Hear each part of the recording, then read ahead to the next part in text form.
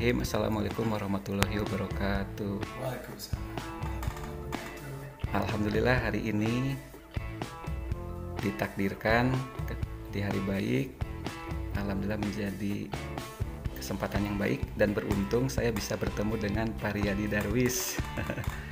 Nah, ini ada buku gastronomi. Nah, ini yang di bawah Hasanah Kuliner Keraton Kesultanan Cirebon, dan yang di atas Hasanah Kuliner Kabuyutan Galuh Klasik. Oke, Assalamualaikum Pak Riyadi. Waalaikumsalam. Pak Darwis, terima kasih. Mudah-mudahan walaupun sebentar ya hari ini ingin menanyakan tentang dua buku ini yang menurut saya ini jadi fenomenal.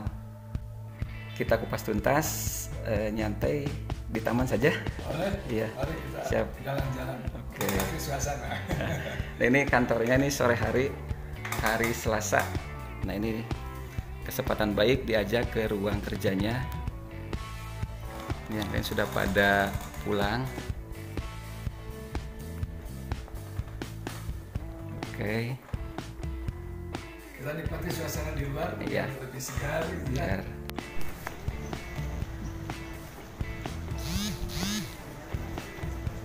bagus.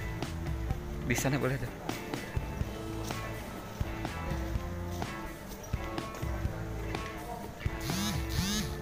Atau di sini bagus, Pak, cerah? Ya, bagus. Oke. Oke, sekarang sudah di taman dan nyaman. Nah, bagaimana Pak Darwis cerita singkat dari kedua buku ini? Oke. Baik. Buku ini sebetulnya hadir itu pada saat saya melakukan sebuah riset. Kebetulan waktu itu ada, boleh dibilang lah, semacam penelitian hibah bersaing lah gitu ya, versi STP Bandung gitu ya. Nah, waktu itu saya mendapat kesempatan gitu ya, selama 1 tahun berturut-turut.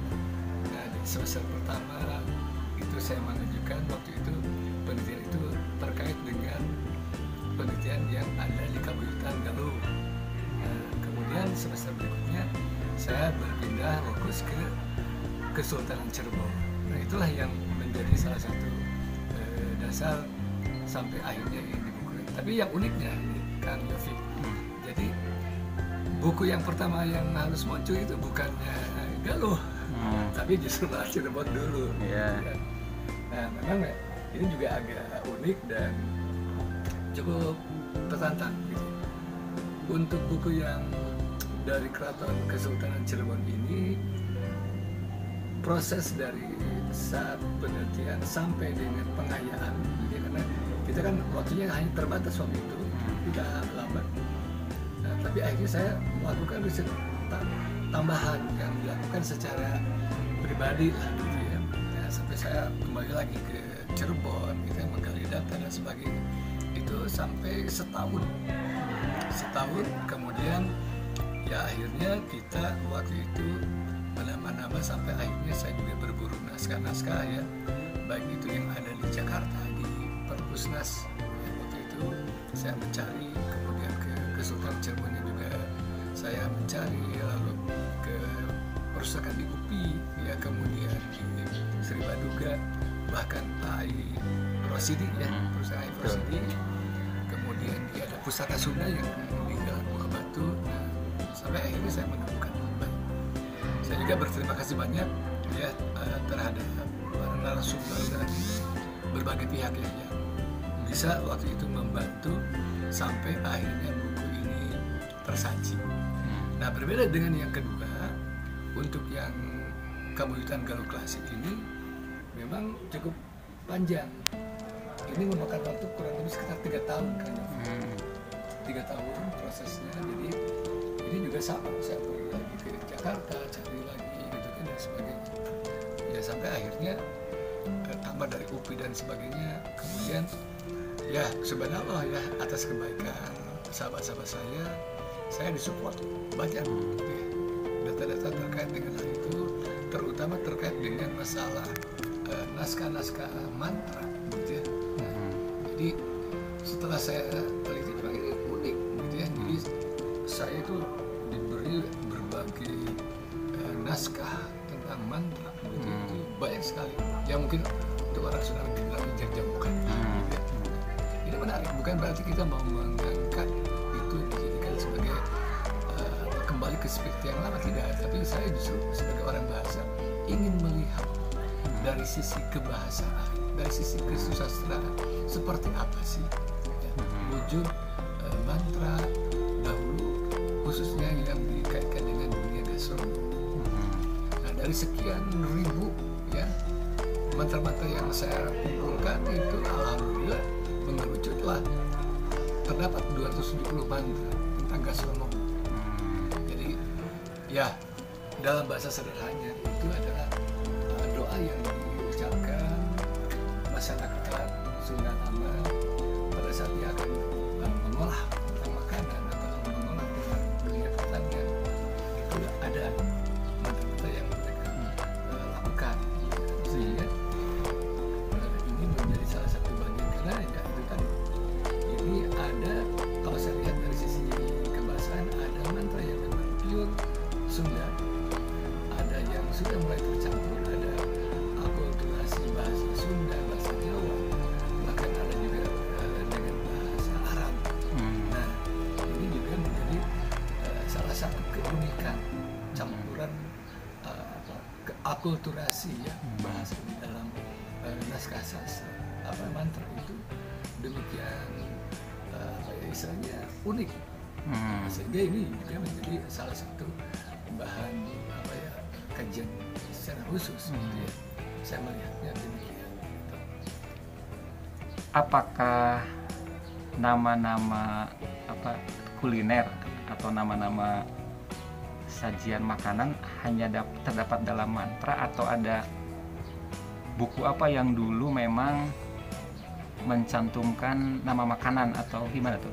Oke, nah untuk makanan, nah kembali tadi yang saya ceritakan bahwa saya tidak mengandalkan dari hasil observasi saja, tapi saya juga membandingkan dengan sumber primer yang lain, yaitu dari naskah, gitu kan.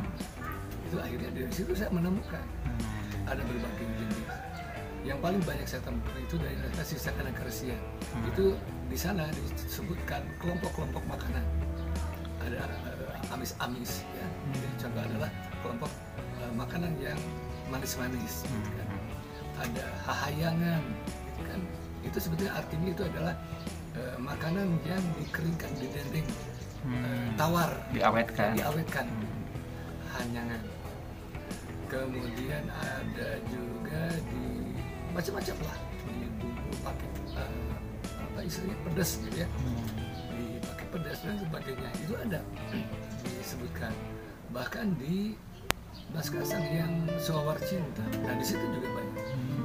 Jadi ada beberapa poin. Kemudian di naskah ini Bujangga Manik, nah itu yang menarik itu di Bujangga Manik itu saya menemukan tentang bagaimana tradisi masyarakat Sunda lama itu mengonsumsi tentang sirih pinang.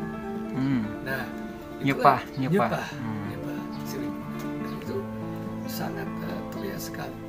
Jadi ada jenis pohon pinang itu bermacam-macam, jenis apu ya, kapur untuk sirih itu ada bermacam-macam. Bahkan di dalam naskah itu diceritakan bahwa kapur saja itu didatangkan dari Sumatera, itu kan dari kepulauan Sumatera, gitu ya, di wilayah Bangka ataupun Belitung lah mungkin ya, di situ ada.